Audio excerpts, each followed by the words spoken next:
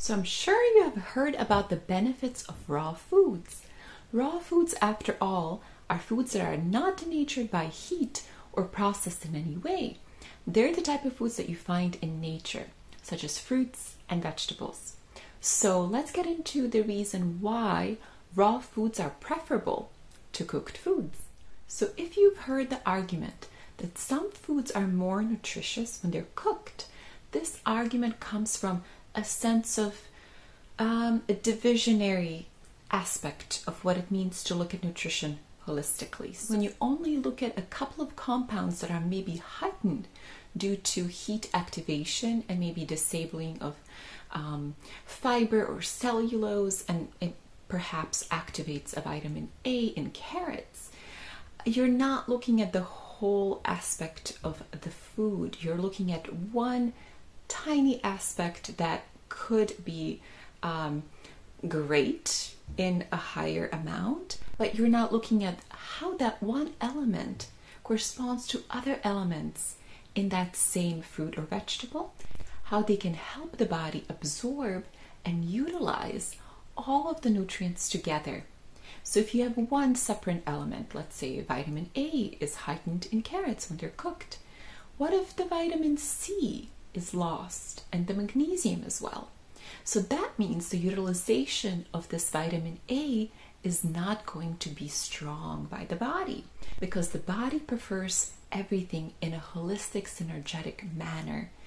And when we, take something away, or we alter a certain thing just by our chemical processes that we involve when we process and cook and adulterate anything as human beings, that will show up in how that nature corresponds to ourselves, and how our bodies, which are nature, can utilize that chemistry that's now different, that's now broken, that's now separated. So that is exactly the reason why I do not look at all of these arguments. Yes, if you cook meat, of course, meat is very different. You do eliminate parasites, you do eliminate bad bacteria, but that is meats. And meats, you can say, are not really meant for the human being because of simply its chemistry, because of our anatomy, the fact that we don't have fangs, the fact that our colons are multitude times longer than that of the carnivores, and the fact that the body cannot process a lot of protein in terms of kidney filtration and in terms of colon function. So all of these are, there's so many other, but the fact that we don't have claws as well. But there are a lot of different reasons why we can look at food and look at ourselves and realize, okay, the food is found this way in nature, and most of species eats its food raw from nature. None of the species except us actually cooks its food. So if we kind of take a look at everything from a perspective of observation and not from the perspective of the ego scientific mind, it's very, very, as I said, myopic. It's very looking at things from a very limited, from a very restrictive perspective. But when you open up to observation in terms of looking at nature and how it works holistically, then you understand exactly what the human food is and what is the best way to take in all of that energy and nutrition from nature. So here are some major reasons why raw foods are preferable to cooked foods. So think about what happens when you heat anything. Heat is an alchemical process. It's meant to change a compound from its original state to a different state. Think about water. When you boil water, it creates condensation. And this condensation is actually the water, but in a different form. So it is changing its chemistry in a different way, and it shows up in the 3D as a different, almost a different element, but it's just a different expression of itself. Well, that's similar, but a little bit different when it comes to foods. Foods involve a lot more nutrition, many more elements. So much goes on in an apple or a pear or spinach. And there are a lot of different compounds that work together to make a specific vegetable or fruit be able to be absorbed and utilized by our bodies. So not only do you have vitamins, not only do you have minerals, but you have enzymes, you have proteins, you have fatty acids. So many compounds come together synergetically to serve. So what happens when we basically bring all those compounds into a state of high heat? Well, high heat breaks down a lot of different elements. And just like we're all different, so are the compounds you found in food. So vitamins are different from minerals, are different from proteins, and so forth. They have different chemistry, different solubility in water, different composition, different needs, different way they align with our cells and produce synergetic compounds or byproducts in the body. So it's all different. So how they react to extreme heat is also different. Some are very sensitive, such as vitamins, and some are a little less so, such as fats.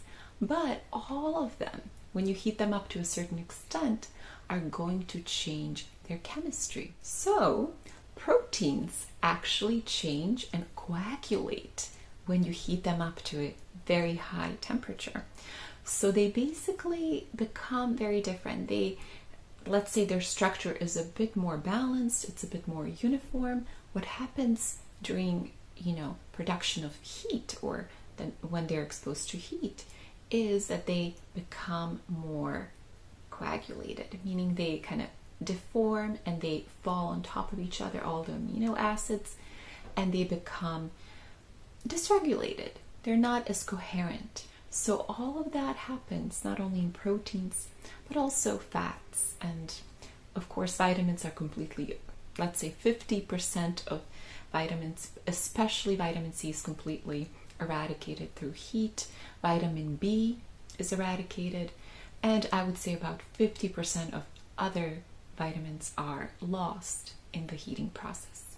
And another important element that's lost in the cooking process are enzymes. So enzymes are biological catalysts that help speed up the digestive process, metabolism, cellular function. So in the cooking process, we actually lose these enzymes. So digestion becomes more heavy, it becomes impaired. There's not enough of fiber as well, because fiber is lost during the cooking process. So this eliminates the capacity of the gut to be cleaned. And then so you have lack of enzymes, you have lack of fiber. So then all the mass of food is more susceptible to fermentation and to your body's going to be bloated and gassy, because it's just everything stuck in the guts and nothing is moving and being processed as efficiently as it should be. So enzymes are very, very necessary in the digestive process and in metabolism and keeping the body active, knowing exactly what to do so the body can quickly use the food that it has to absorb it, utilize it, and eliminate it. And if you're cooking with non-organic foods, chances are that heating up these foods will create them into more toxic compounds. Overall, cooking creates free radicals, and these free radicals then need to be taken care of by the body when it has the energy to do so through detox or through rest, through basically healing the body. But if these free radicals are constantly created through our diet, they basically cannot be eliminated as properly, because our kidneys need a lot of energy, our lymphatic system needs a lot of clean, alkaline, moving chemistry, which is found in raw vegetables and fruits. So imagine all of that festering and sitting in your body, all that waste, acidic waste, and the kidneys not able to process that. So imagine eating cooked food every day and all of those free radicals and acids and waste being basically stuck in the body. All of this chemistry basically makes the lymphatic system or the body's waste system become more stagnant. The waste is basically stuck. So when the waste is stuck and it's next to a cell and it cannot be properly taken care of and purged by the kidneys, it can degenerate cells profoundly. So when that happens, when we have certain stagnation of the lymphatic system, let's say in our weakest area of the body, that weaker area is going to become even weaker. And that's what we can in time see becoming more symptomatic, that area. So you can see symptoms from that, and it can morph into a more advanced type of disease, which I would call a localized disease. But most of what happens is that the cells in that area are basically weaker because of genetics or because of our lifestyle. So when the lymphatic system is stagnant, it usually degenerates more of those weaker areas. So when we introduce more acidic waste into the body without having the capacity to get rid of it, this is a recipe for chronic inflammation and definitely for disease formation. So another reason why raw foods are superior is that they have more energy. Just think of, a fruit tree. A fruit tree ripens the fruits according to the cycles of nature. So when the fruits are ready and ripe, they're in their highest nutritional state. They give us what we need for our survival, but also for our healing and for our vitality. So they have plenty of energy at this point. When a fruit or vegetable is ripe, it is at its peak. And so when we consume fruits and vegetables at their peak, we get the best nutrition we can from them. Once, if they're picked, too soon and they're exported and they're shipped and they're radiated, all of this will change the energetic component of that fruit or vegetable. Not only the energetic component, but also the nutritional component. So all of those things matter. So when we pick a fruit ripe right from the tree, we are basically privy to the best nutrition that nature can give us. When we cook this fruit or vegetable, we basically lower its energy. So if you want to heal, if you want to be vital, if you want to bring more energy into your body, always choose raw fruits and vegetables. And I do understand that cooked food has its purpose. It has its place, especially in our cultural norms. We as humans have adapted to it. We really take pleasure in smelling cooked foods, especially during holidays. They help us create memories and they help us bond with loved ones.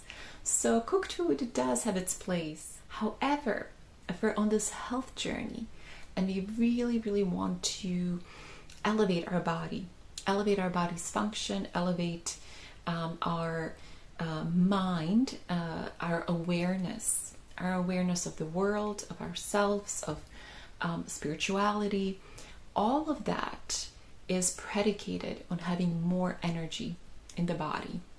And all of that is also predicated on choosing what we interact with.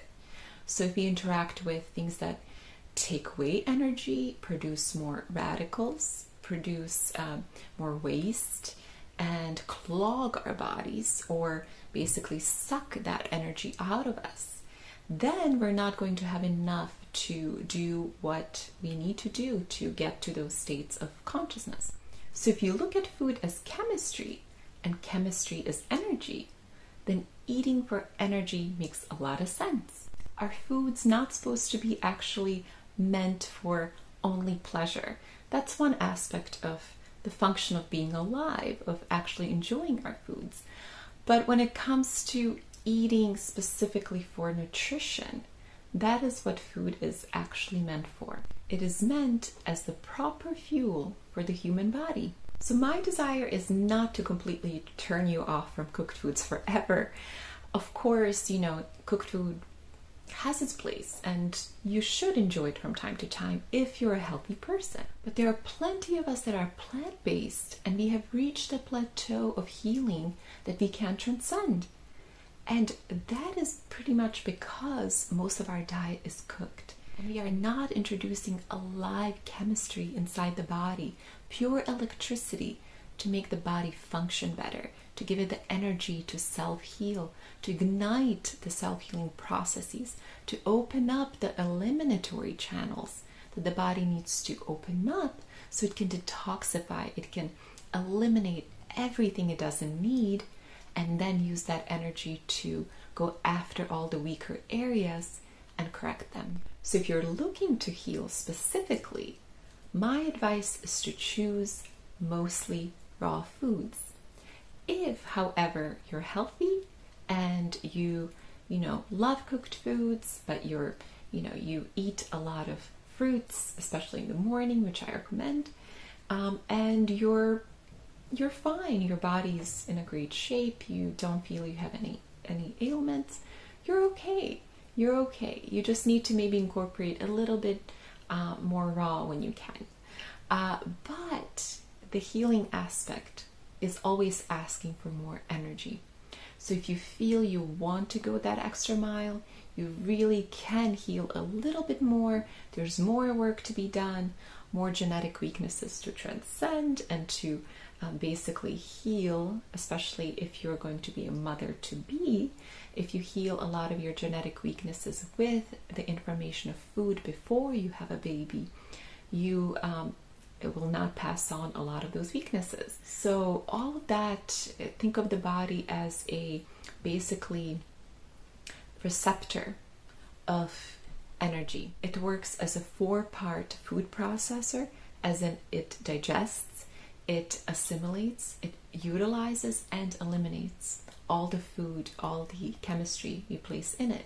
So I hope you found this video very helpful, that I've inspired you to eat a little bit more raw, and if you're on the healing journey, to actually go fully raw, because that's going to be the key and the game changer in terms of seeing more results. So if you like this video, please give me a thumbs up to show some support, and think about becoming a subscriber. And then you can learn a lot more about natural health, what it takes to stay healthy, the healing journey. And all of this knowledge is very naturopathic. It's extremely philosophical. It's extremely applicable. It deals with the laws of nature. So not a lot of this information is out there. And my mission is to actually share this knowledge with you, to make this knowledge available, and for more people to understand it and apply it and become healthy as a result of it. So thank you again. Know that you are capable of more than you think, and take care of yourself.